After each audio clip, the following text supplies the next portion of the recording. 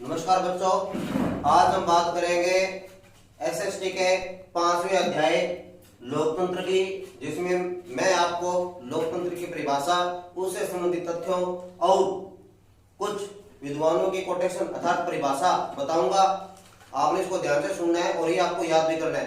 किसी बड़े प्रश्न के साथ जोड़कर भी इसको पूछा जा सकता है और लघुत्रात्मक में भी ये क्वेश्चन आ सकता है और अति लघुत्रात्मक में विद्वानों की कोटेशन आपसे पूछ सकता है। तो बात करते हैं लोकतंत्र की। लोकतंत्र शब्द इंग्लिश के डेमोक्रेसी शब्द से बना है और डेमोक्रेसी शब्द ग्रीक भाषा के दो शब्दों से मिलकर बना है। ये आपको तथ्य याद रखने हैं।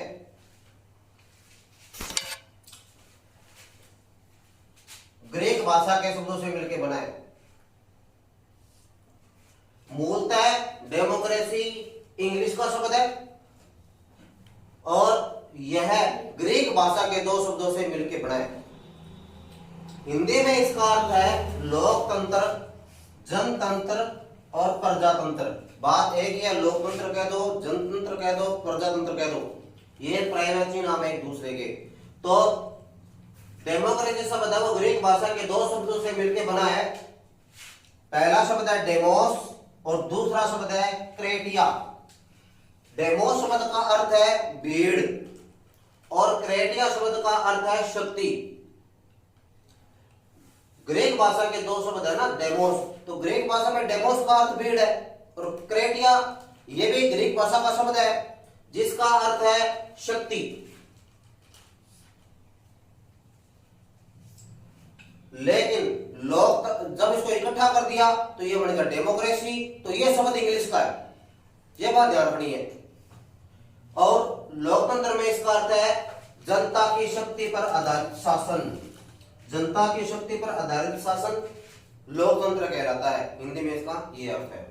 अब हम इसके अंतर्गत कौन कौन से तथ्य आते हैं इस परिभाषा के अंतर्गत। नंबर 1, यह निर्णय लेने की एक विधि है। लोकतंत्र में जनहित में निर्णय लिए जाते हैं, तो यह निर्णय लेने की एक विधि है। नंबर 2, यह निर्णय लेने के सिद्धांतों का समूह है, यानी इसमें जनता के जो चुने हुए प्रतिनिधि है वो आपस में बैठ करके विचार विमर्श करके तर्क वितर्क के द्वारा निर्णय लेते हैं जनता अथवा देश के हित में, तो ये एक वह प्रक्रिया है। और तीसरा है ये आदर्शात्मक मूल्यों से संबंधित अवधारणा है। आदर्शात्मक मूल्यों से संबंधित यानी इसमें जन कल्याण का भाव शामिल होता है। इसी को ही लोकतंत्र कहते हैं। जो इन तीन बिंदुओं को लागू करे वह लोकतंत्र है। वर्ण क्या कहता है? लोकतंत्र एक ऐसा शब्द है जिसके अनेक अर्थ हैं। तो यह परिभाषा किसकी है? वर्ण की। सबसे बढ़िया परिभाषा और सबसे सरल परिभाषा जिसको हम कम शब्दों में समझ सकते हैं वह है अब्राहम लिंकन की। अब्राहम लिंकन कहते हैं लोकतंत्र जनता के लिए और जनता के द्वारा शासन है। यानी लोकतंत्र क्या है? जनता का है, यानी जनता से ही प्रतिनिधि चुना जाता है। जनता के लिए यानी जितने भी निर्णय होंगे वो जनता के लिए होंगे और जनता द्वारा शासन यानी जनता जिसको चुनेगी वह शासक बनेगा। तो यह इसको लोकतंत्र कहते हैं। तो ये अपने आप में पूर्ण परिभाषा भी है, सरल भी है और आपसे पूछ सकता है ये कथन ये जो वाक्य है तो ये परिभाषा किस विद्वान की है। सीले ने भी लोकतंत्र को स्पष्ट करने का प्रयास किया है। सीले के अनुसार लोकतंत्र वह शासन है जिसमें प्रत्येक व्यक्ति का भाग हो, यानी लोकतंत्र के अंदर प्रत्येक व्यक्ति का एक अपना हिस्सा होना चाहिए, तो वह शासन पद्धति लोकतंत्र कहलाती है। तो सीले महोदय ने ये कहा है। तो आप इन विद्वानों की कोटेशन भी याद रखोगे और 9वीं वाले बच्चे नोट्स बनाएंगे अपने साथ साथ में रजिस्टर के अंदर। ऐसा नहीं है कि वीडियो नहीं देखा, मैं नोट्स चेक करूंगा। धन्यवाद। लोकतंत्र की परिभाषा के बाद हम बात करते हैं लोकतंत्र के रूपों की।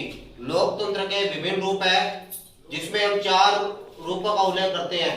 इसमें पहला है राजनीतिक लोकतंत्र, दूसरा है सामाजिक लोकतंत्र, तीसरा आर्थिक और चौथा है नैतिक।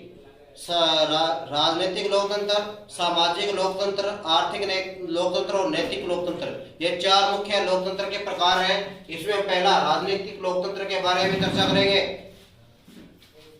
राजनीतिक लोकतंत्र को अतीत में इसे व्यक्तिवादी लोकतंत्र भी कहा जाता है। अतीत अर्थात बीते हुए समय को अतीत कहते हैं। अतीत का मतलब है बीते हुए समय में, यानी प्रारंभिक एक अवस्था में राजनीतिक लोकतंत्र को व्यक्तिवादी लोकतंत्र कहा जाता था।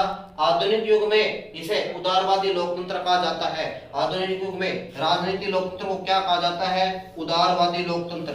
ये याद रखने वाली बात है छोटे छोटे देशों में। इसकी उत्पत्ति पश्चिमी देशों में हुई थी, अर्थात यूरोपीय देशों में हुई थी। पश्चिमी देश में यूरोपीय देश आते हैं और इस कारण इसकी उत्पत्ति पश्चिमी देशों में हुई थी। इसी कारण इसको पश्चिमी लोकतंत्र भी कहा जाता है, क्योंकि इसकी उत्पत्ति पश्चिम में हुई थी। अब देखो, मार्क्सवादी से पूंजीवादी लोकतंत्र कहते हैं। मार्क्सवादी राजनीतिक लोकतंत्र को क्या कहते हैं? पूंजीवादी लोकतंत्र कहते हैं, क्योंकि इसमें पूंजीवादियों उनका मानना है कि इसमें पूंजीवादियों की प्रधानता है, समता मूलक नहीं है। राजनीतिक लोकतंत्र के दो रूप हैं। पहला है राज्य में एक प्रकार के रूप में लोकतंत्र और दूसरा है शासन के प्रकार एक रूप में लोकतंत्र। तो राज्य में एक प्रकार के लोकतंत्र के रूप में इसका अर्थ क्या है, ये हम समझेंगे। राज्य के रूप में लोकतंत्र का अर्थ है प्रभुत्व, जनता को सरकार के निर्माण, नियंत्रण, पदच्युत करने की पूरी व अंतिम शक्ति प्राप्त हो। कहने का भाव क्या है भी, इस राज्य के रूप में लोकतंत्र में जनता है, उसके पास सर्वोच्च शक्ति होती है। प्रभुत्व का मतलब उसका वर्चस्व होता है, अधिकार होता है। और जनता को सरकार के निर्माण, यानी जनता ही सरकार का निर्माण करती है, उस पर नियंत्रण करती है और पदच्युत अर्थात पद से हटाने की क्षमता रखती है। उसके पास वह ताकत होती है कि वह उसको पद से हटा सकती है और अंतिम निर्णय जनता का होता है। तो इस प्रकार का जो रूप है वह राज्य के रूप में लोकतंत्र कहलाता है। दूसरा है शासन के रूप में लोकतंत्र। इसे लोकतांत्रिक शासन भी कहते हैं। यह अवधारणा सैद्धांतिक पक्ष का ही विकसित रूप है, यानी इसमें सैद्धांतिक मूल्यों का विश्लेषण होता है। उसको विकसित रूप में प्रारंभिक अवस्था में माना जाता है और इसका एक व्यवहारिक रूप है, यानी व्यक्ति के व्यवहारिक और सिद्धांतों के प्रति ये उत्तरदायी जो शासन व्यवस्था है वह सामाजिक लोकतंत्र में शासन के रूप में लोकतंत्र का अर्थ है।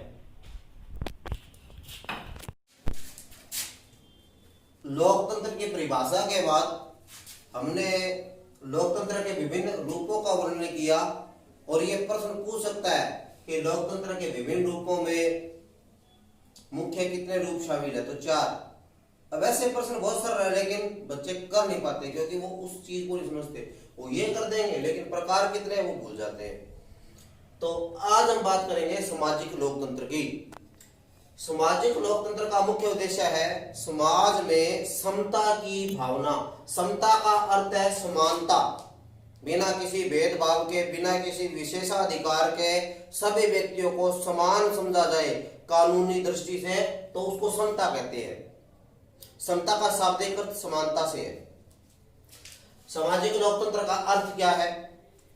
देखो, समाज में नस्ल, रंग, जाति, धर्म, भाषा, लिंग, जन्म, धन आदि के आधार पर कोई विभेद का मतलब भेदभाव, कुछ शब्द ऐसे तो अलग है, भेदभाव नहीं किया जाना चाहिए। सभी व्यक्तियों को व्यक्ति के रूप में समान समझा जाना चाहिए। यानी समाज की वह व्यवस्था जिसमें रंग, जाति, धर्म, वर्ण, लिंग, धन आदि के आधार पर कोई भेदभाव नहीं हो, समानता का, मनुष्य और मनुष्य के बीच समानता का भाव हो, तो ऐसे लोकतंत्र की स्थापना सामाजिक लोकतंत्र कहलाती है। और भारत में इसी प्रकार का लोकतंत्र है।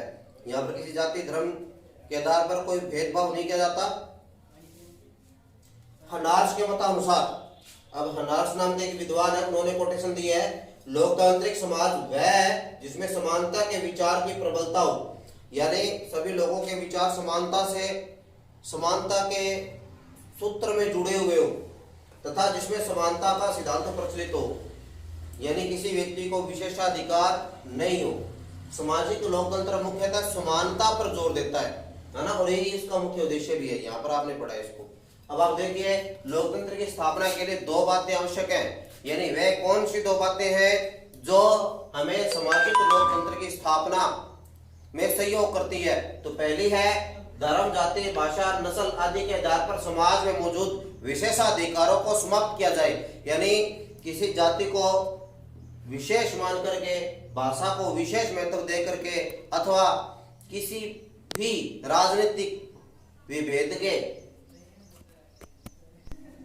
किसी को विशेषाधिकार न देकर सभी को समानता का अधिकार देना सामाजिक लोकतंत्र की पहली शर्त है। और दूसरी में सभी को सामाजिक प्रगति के समान अवसर प्रदान किए जाए, यानी समाज में प्रगति का सभी को बराबर का अवसर मिले। तो ये दो बातें होनी आवश्यक है। अब हम बात करेंगे आर्थिक लोकतंत्र की। आर्थिक लोकतंत्र वैसे आपके लिए इंपॉर्टेंट नहीं है, बहुत ही कम देशों में ये थोड़ा प्रचलित है, इसके कुछ रूप प्रचलित है, पूर्ण तरह किसी देश में प्रचलित नहीं है। ज्यादातर देशों में सामाजिक लोकतंत्र है। चाहे विकसित देशों को आप देखो और चाहे आप वर्तमान में लोकतंत्र जहाँ पे स्थापित किया है अभी हाल ही कुछ वर्षों में, तो वहां पर भी सामाजिक लोकतंत्र के लक्षण दिखाई देते हैं। आर्थिक लोकतंत्र में अर्थव्यवस्था के रूप में लोकतंत्र के प्रकार को आर्थिक लोकतंत्र कहते हैं, यानी जिसमें अर्थव्यवस्था को प्रेफरेंस दिया जाए, समानता और आदि विशेषाधिकार आदि की बातों को गौण रख करके केवल अर्थव्यवस्था, यानी अर्थ माने पैसा, अर्थव्यवस्था को महत्व दिया जाता है, तो वहां पर आर्थिक लोकतंत्र की स्थापना होती है। और आर्थिक लोकतंत्र का विचार है मार्क्सवादियों ने दिया था और समाजवादियों ने दिया था। ये छोटे प्रश्नों में इंपॉर्टेंट बनता है। आर्थिक लोकतंत्र का विचार किसने प्रस्तुत किया था? मार्क्सवादियों ने और समाजवादियों ने। व्यक्तिवादियों ने आर्थिक लोकतंत्र की चर्चा की। व्यक्तिवाद की जो विचारधारा रखने वाले थे, उन्होंने आर्थिक लोकतंत्र पर गहराई से अध्ययन किया, तो उन्होंने पाया कि मार्क्सवादियों की और समाजवादियों की जो परिभाषा है आर्थिक लोकतंत्र की, वह व्यक्तिवाद की परिभाषा से भिन्न है। लोकतंत्र के चार विभिन्न रूपों में हम अंतिम रूप नैतिक लोकतंत्र की बात करेंगे। नैतिक लोकतंत्र को एक नैतिक व आध्यात्मिक जीवन दर्शन के रूप में स्वीकार किया गया है। अर्थात भाव यह है, देखो नैतिक का मतलब होता है सही, उन्नत शिक्षा, वास्तविक शिक्षा से है, यानी नैतिक लोक। वैसे ही नैतिक लोकतंत्र में नैतिक व आध्यात्मिक जीवन दर्शन, आध्यात्मिक माने धर्म से जुड़े हुए, नैतिक माने मानवीय मूल्य आप कह सकते हो, के रूप में स्वीकार किया गया है। लोकतंत्र के प्रति इस नैतिक दृष्टिकोण को ही नैतिक लोकतंत्र कहा जाता है, यानी लोकतंत्र में हर व्यक्ति के प्रति नैतिकता का भाव हो, यही नैतिक लोकतंत्र है। यह समस्त लोकतांत्रिक दर्शन का व्यवहारिक रूप है, यानी यह एक व्यवहारिक रूप है, व्यवहार में चल लिया जाने वाला व्यवहारिक लोकतंत्र का एक रूप है। जैसे अध्यात्म है वो व्यवहारिक रूप है, जैसे नैतिकता है ये व्यवहारिक रूप है। इसी कारण जो नैतिक लोकतंत्र है वह लोकतंत्र दर्शन का व्यवहारिक रूप है। ये आपने याद रखना, दर्शन का व्यवहारिक रूप है। इसमें मानवीय मूल्यों को ही समाज व शासन का मूल आधार माना जाता है। मानवीय मूल्य जैसे दया, सहयोग, भाईचारा, है ना, मतलब समानता का भाव, ये सारी बातें मानवीय मूल्यों में आती हैं। तो इस नैतिक दर्शन में मानवीय मूल्यों को और समाज व शासन का मूल आधार माना जाता है, यानी शासन का मूल अधिकार मानवीय मूल्यों को माना गया है। नैतिक लोकतंत्र के सर्वोत्तम व्यक्ति 1789 ईस्वी में फ्रांस की उदार लोकतंत्रवादी क्रांति स्वतंत्रता, समानता व भाईचारे के रूप में हुई, यानी इस नारे के द्वारा फ्रांस में नैतिक लोकतंत्र स्थापित हुआ था। इसमें चार तत्व हैं, स्वतंत्रता, समानता व भाईचारा। ये तीन तत्व है, स्वतंत्रता, समानता, भाईचारा। इसमें भाईचारा विशेष है। अब भाईचारा विशेष क्यों है? आपसे पूछे नैतिक लोकतंत्र में विशेष महत्व किस तत्व का है या किस बिंदु का है, तो भाईचारे का है। क्यों है? क्योंकि भाईचारे के बिना समानता नहीं आ सकती, समानता दूसरा है, और समानता नहीं होगी तो स्वतंत्रता का आधार नहीं होगा। अतः इन तीनों में भाईचारे को विशेष महत्व दिया गया है। धन्यवाद।